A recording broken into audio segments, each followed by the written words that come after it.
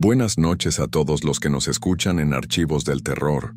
Soy su servidor y esta noche tengo una historia de un conocido. A través de los años he escuchado cientos de relatos, algunos difíciles de creer, otros que te dejan pensando durante semanas.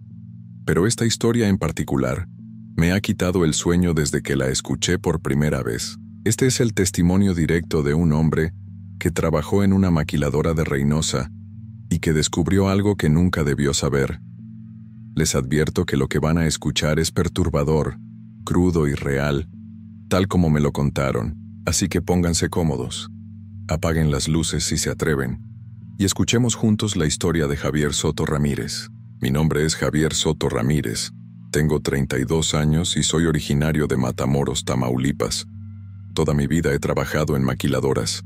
Es lo que hay aquí en la frontera si no estudiaste una carrera y necesitas sacar adelante a tu familia. He estado en varias plantas, ensamblando arneses para autos, empacando productos electrónicos, ese tipo de trabajos repetitivos que te dejan el cuerpo cansado pero que pagan lo suficiente para sobrevivir. En febrero del 2022 conseguí un puesto en una maquiladora de Reynosa que fabricaba componentes para refrigeradores. El sueldo era mejor que en mi trabajo anterior, y estaba más cerca de donde vivía con mi esposa y mis 2 hijos, así que acepté sin pensarlo mucho. La planta se llamaba Industrias del Norte, y estaba en un parque industrial alejado del centro de la ciudad. Era un edificio grande, gris, como todas las maquiladoras, con altas bardas y vigilancia en la entrada. Mi primer día llegué nervioso, como siempre que empiezas en un lugar nuevo. Me recibió el supervisor de recursos humanos, un tipo joven que me explicó rápido las políticas de la empresa y me dio mi uniforme y mi gafete. Me llevó al área de producción donde trabajaría, la línea 3 del turno matutino de 6 de la mañana a 3 de la tarde. Ahí conocí a mis compañeros. Eran como 20 personas en esa línea, la mayoría mujeres, gente callada que hacía su trabajo sin meterse en problemas. Me presentaron al supervisor de línea, un hombre llamado Artemio Garcés. En cuanto lo vi supe que había algo diferente en él. No puedo explicarlo bien. Era una sensación en el estómago, como cuando presientes que algo no está bien pero no sabes exactamente qué. Artemio tendría unos 50 años. Era de estatura media, complexión delgada, con el pelo completamente negro sin una sola cana a pesar de su edad. Su piel era pálida, no como la de alguien que trabaja en una oficina con aire acondicionado, sino de una palidez enfermiza, como si nunca le diera el sol.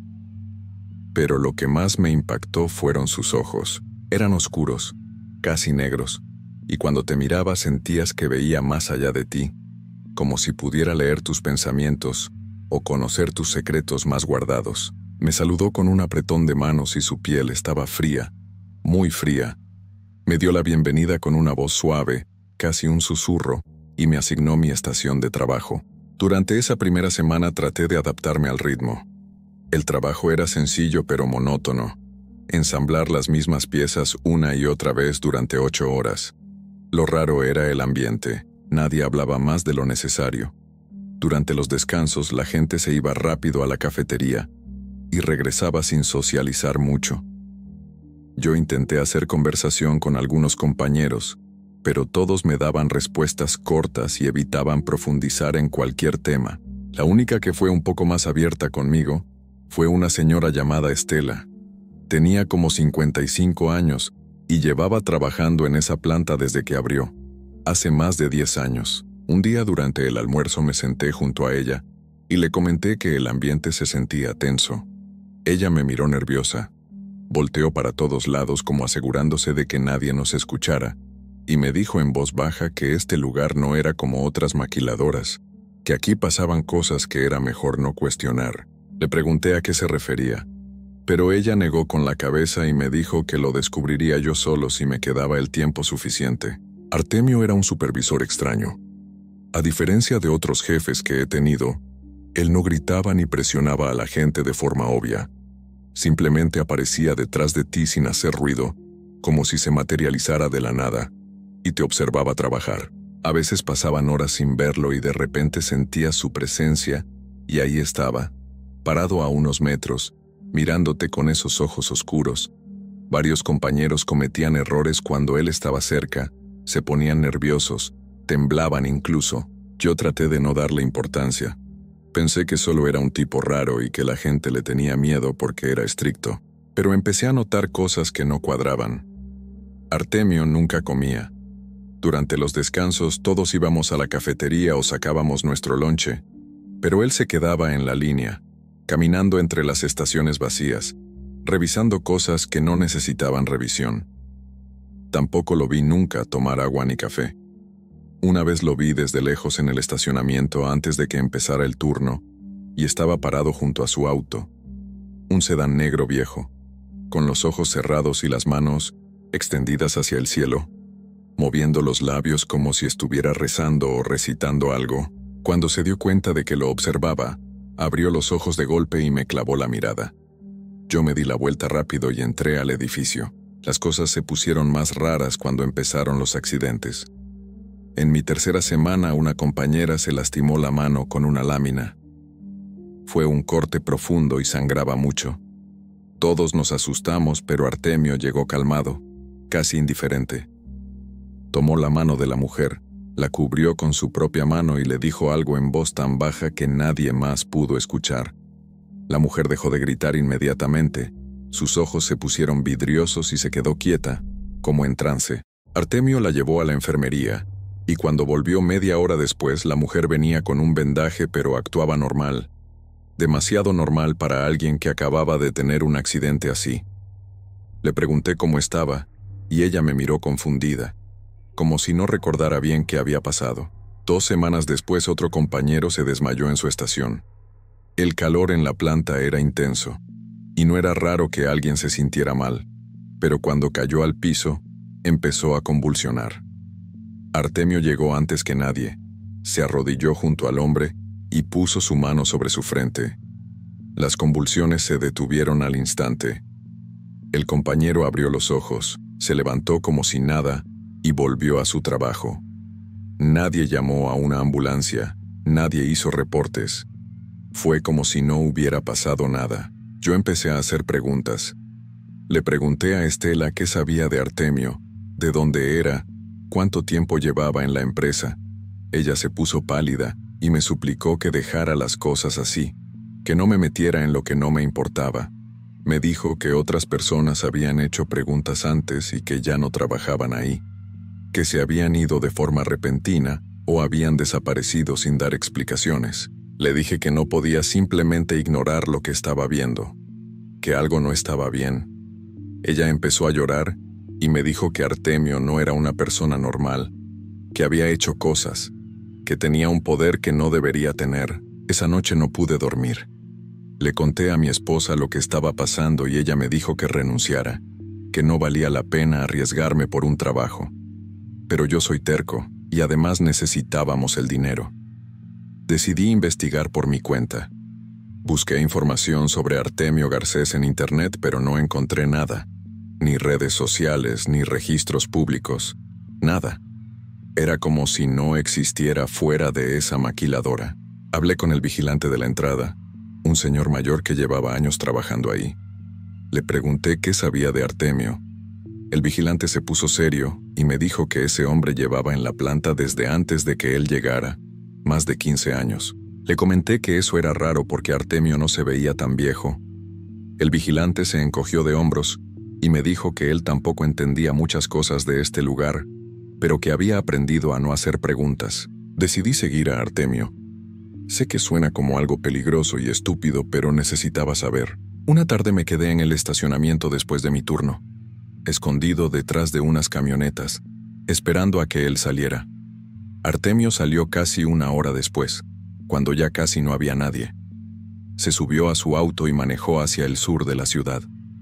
Lo seguí manteniendo distancia. Salió de Reynosa y tomó una carretera que iba hacia unos ranchitos alejados. Manejamos como 40 minutos hasta que se desvió por un camino de terracería. Yo dejé mi auto escondido entre unos arbustos y continué a pie. Caminé como 10 minutos hasta que vi una casa pequeña, casi una choza, hecha de bloques de cemento sin pintar y con techo de lámina. No había otras casas cerca, estábamos en medio de la nada. El auto de Artemio estaba estacionado afuera. Me acerqué agachado, aprovechando la oscuridad y la maleza. Había una ventana con una cortina rasgada y me asomé con cuidado. Lo que vi me dejó paralizado. El interior de la casa estaba lleno de velas negras encendidas por todos lados. Las paredes estaban cubiertas de símbolos pintados con algo rojo que parecía sangre. Había un altar en una esquina con una figura que no pude identificar bien. Algo retorcido y oscuro. Artemio estaba arrodillado frente al altar completamente desnudo, con más símbolos pintados en todo su cuerpo. Tenía los brazos extendidos y estaba hablando en un idioma que nunca había escuchado. Palabras que sonaban ásperas y antiguas. Frente a él había algo que no debería existir. Era una sombra, pero densa, sólida, que se movía con vida propia. Tenía una forma vagamente humana pero alargada, distorsionada, con extremidades que parecían deshacerse y reformarse constantemente. No tenía cara definida, pero sabías que te estaba mirando, que sabía que estabas ahí. El frío que emanaba de esa cosa era antinatural. Podía sentirlo incluso a través de la ventana. Artemio le estaba ofreciendo algo. Había un recipiente frente a él con un líquido oscuro y objetos que no pude distinguir bien. La sombra se inclinó hacia el recipiente y pareció absorber lo que había ahí.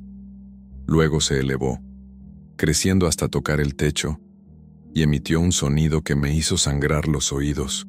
Un chillido mezclado con voces que gritaban en agonía. Artemio se postró completamente en el suelo, temblando, suplicando con esas palabras extrañas. Di un paso atrás sin querer y pisé una rama seca. El chasquido sonó como un disparo en el silencio de la noche. La sombra volteó hacia la ventana, y Artemio también. Sus ojos brillaron en la oscuridad con un color rojo intenso. Me vio. Supe en ese momento que me había visto. No esperé nada más. Corrí hacia donde había dejado mi auto, tropezando con piedras y arbustos, con el corazón a punto de salirse de mi pecho.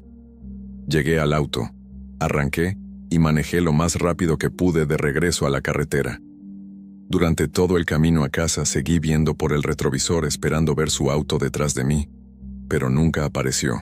Llegué temblando. Mi esposa se asustó al verme y le conté todo.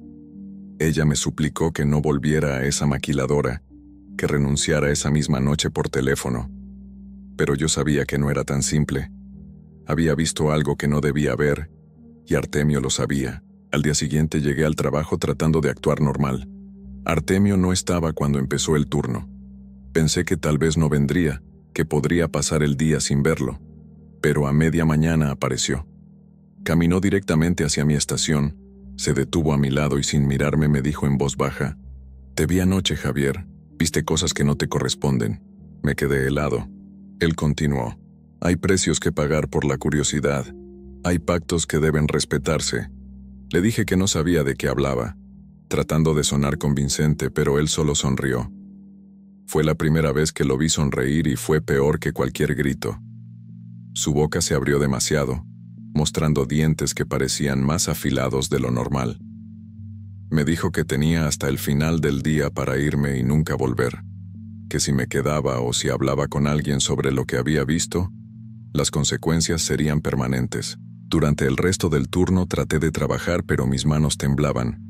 Estela se acercó en un momento y me susurró que me fuera ya, que no esperara al final del día. Me dijo que ella había visto a otros en mi situación y que los que esperaban siempre se arrepentían. Le hice caso. A mediodía le dije al encargado de recursos humanos que tenía una emergencia familiar y me fui sin recoger mi último cheque. Pensé que con irme sería suficiente. Estaba equivocado.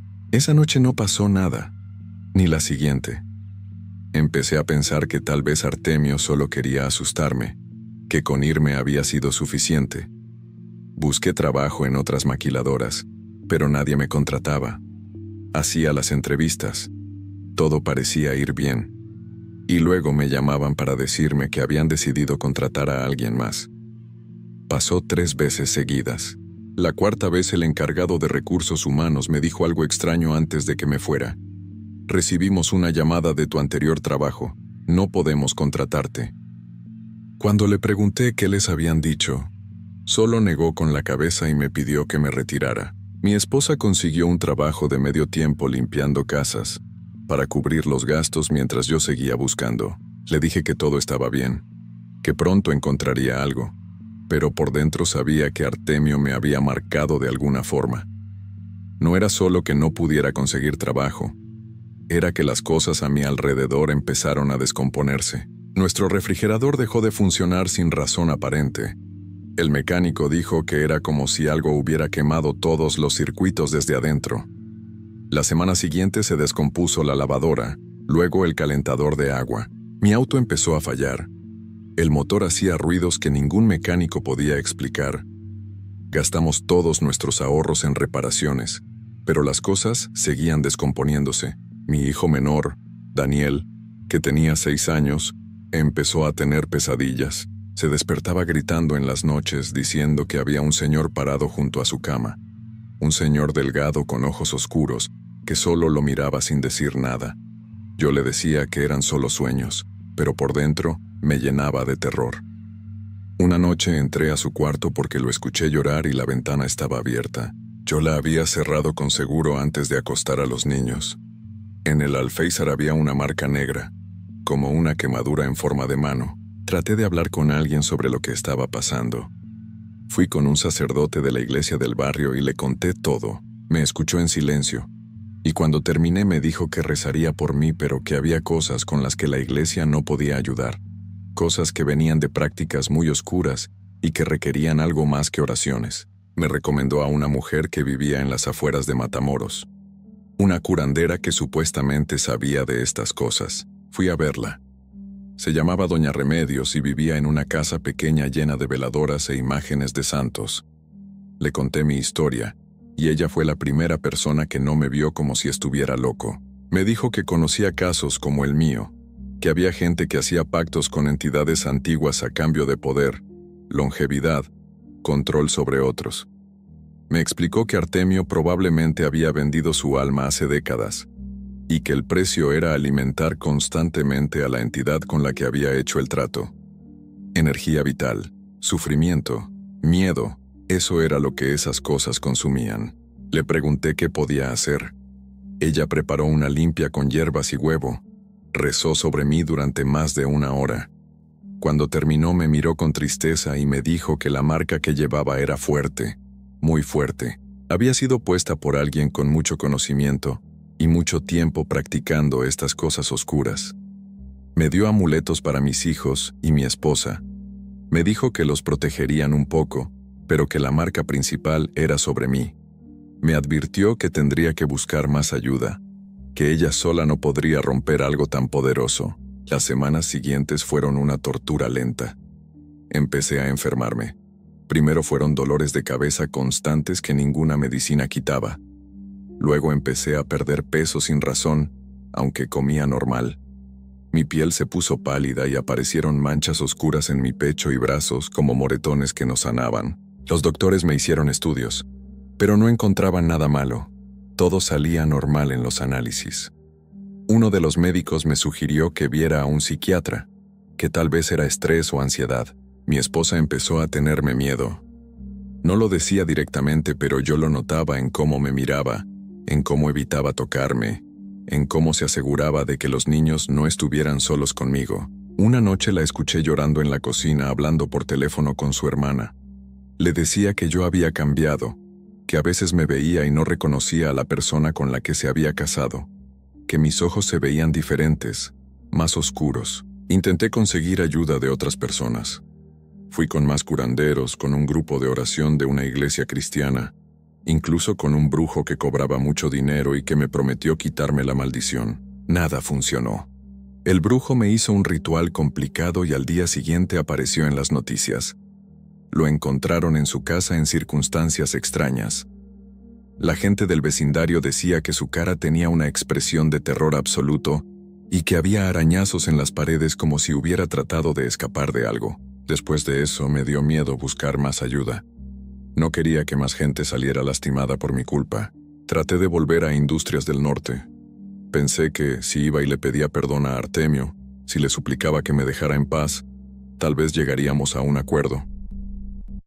Llegué a la planta un martes por la tarde. El vigilante en la entrada no me dejó pasar. Me dijo que tenía órdenes estrictas de no permitir mi ingreso, que si insistía llamaría a la policía. Le pregunté si podía por favor avisarle a Artemio que estaba ahí, que solo necesitaba hablar con él 5 minutos. El vigilante me miró con lástima y me dijo que Artemio ya no trabajaba ahí, que había renunciado hacía un mes. No le creí. Le dije que era imposible, que necesitaba saber dónde estaba. El vigilante se encogió de hombros y cerró la ventanilla. Me quedé parado afuera de la planta durante 2 horas esperando ver si Artemio salía, pero nunca apareció. Volví al día siguiente y el día después de ese. Nada. Era como si se hubiera esfumado, pero yo sabía que no se había ido. Seguía sintiéndolo cerca, observándome. A veces, cuando iba caminando por la calle, veía su reflejo en los vidrios de los autos estacionados, parado detrás de mí, pero cuando volteaba no había nadie. Otras veces escuchaba su voz en mi cabeza, esas palabras extrañas que había estado recitando en su casa, y mi boca se movía sola tratando de repetirlas. Cada día me sentía peor. Las manchas oscuras cubrían ahora casi toda mi piel. Había perdido tanto peso que mis costillas sobresalían y mi ropa me quedaba enorme. En el espejo ya no me reconocía. Mis ojos se habían oscurecido tanto que ya casi no se distinguían las pupilas y mi piel tenía ese mismo tono pálido enfermizo que tenía Artemio. Fue mi esposa quien finalmente decidió actuar. Vio que yo ya estaba rindiéndome, que cada día era menos de lo que había sido. Una mañana llegó con su mamá y sus hermanas. Me dijeron que no iban a quedarse de brazos cruzados viendo cómo me consumía. Me llevaron casi a la fuerza con diferentes personas. Primero con una señora en Reynosa que trabajaba con limpias de huevo y hierbas. Luego con un curandero en un rancho cerca de San Fernando que usaba rezos antiguos y agua bendita. Nada parecía funcionar. Yo seguía empeorando. Ya casi no podía levantarme de la cama. La comida no me sabía a nada y apenas podía tragarla. Había perdido la sensibilidad en las manos y los pies. A veces perdía horas enteras sin recordar qué pasó, como si partes de mí ya se estuvieran borrando.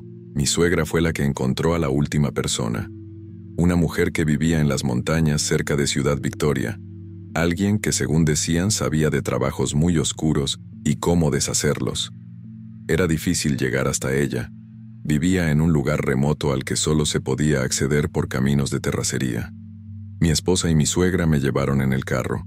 Yo iba recostado en el asiento de atrás, apenas consciente. La mujer se llamaba Jacinta.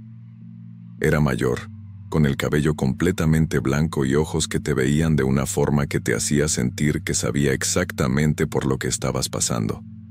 Cuando me vio, solo asintió, como si ya supiera lo que me habían hecho. No hizo preguntas, solo les dijo a mi esposa y mi suegra que me llevaran adentro de su casa. La casa de Jacinta era pequeña pero estaba llena de cosas. Hierbas colgando del techo, frascos con líquidos de diferentes colores, veladoras por todos lados, imágenes de santos que yo no conocía. Me hicieron acostar en un petate en el centro de una habitación.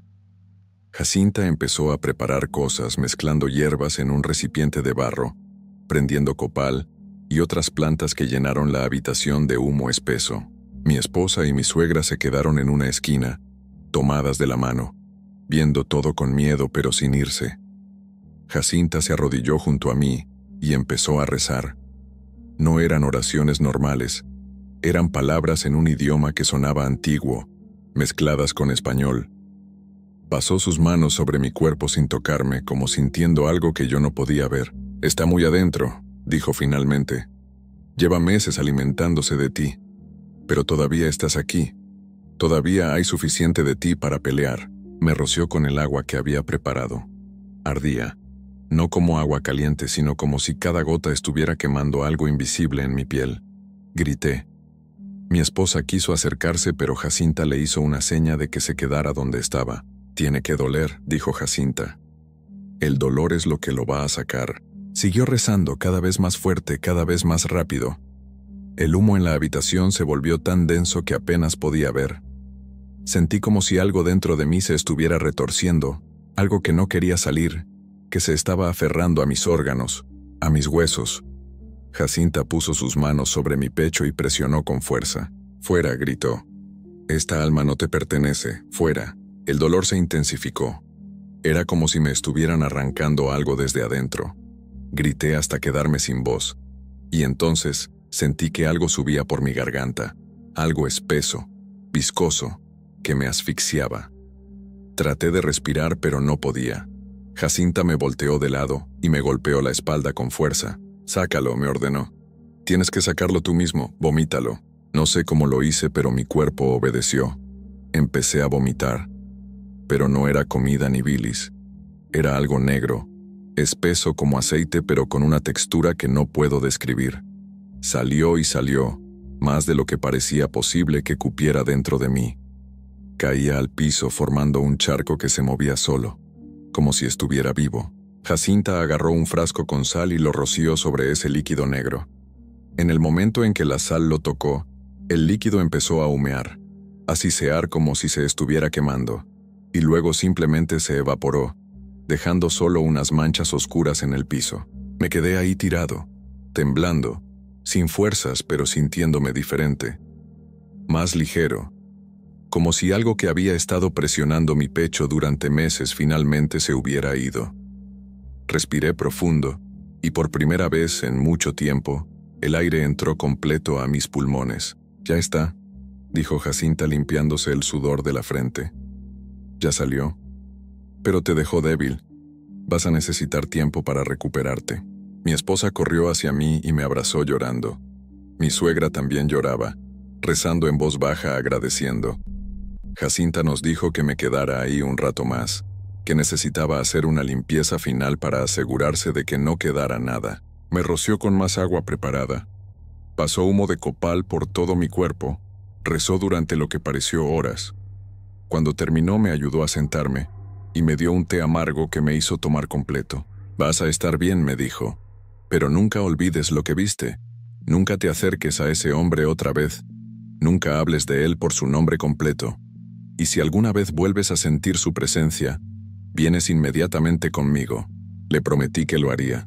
Los días siguientes fueron extraños. Mi cuerpo empezó a recuperarse, pero despacio. Las manchas oscuras en mi piel comenzaron a desvanecerse, primero cambiando a un tono gris, luego a morado claro, hasta que finalmente desaparecieron por completo. Recuperé el apetito. La comida volvió a tener sabor. Empecé a ganar peso. El color regresó a mi piel, pero mi mente era otra historia. Las pesadillas siguieron. Soñaba con esa casa, con la sombra, con Artemio mirándome con esos ojos rojos.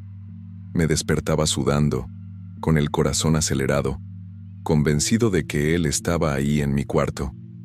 A veces me levantaba en medio de la noche y revisaba todas las ventanas y puertas 3, 4 veces, asegurándome de que estuvieran cerradas. Mi esposa fue muy paciente conmigo. Me decía que todo estaría bien, que ya había pasado lo peor. Pero ella también estaba asustada. La vi varias veces poniendo los amuletos que Jacinta nos había dado en las ventanas de los cuartos de los niños.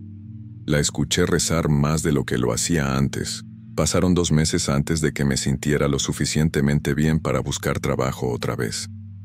Esta vez conseguí un puesto en una maquiladora diferente, más pequeña, del otro lado de la ciudad, lejos de Industrias del Norte, lejos de donde había trabajado antes.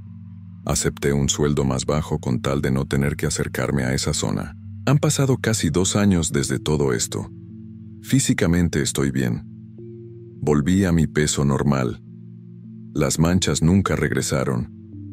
Trabajo, mantengo a mi familia. Vivo una vida que parece normal desde afuera, pero por dentro sé que algo cambió para siempre. Hay noches en las que no puedo dormir porque siento que alguien me está observando.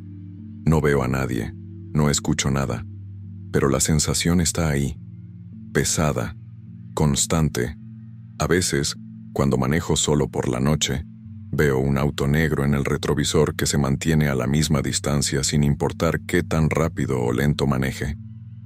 Cuando me detengo en un semáforo y volteo, el auto ya no está. Mis hijos ya no tienen pesadillas, gracias a Dios.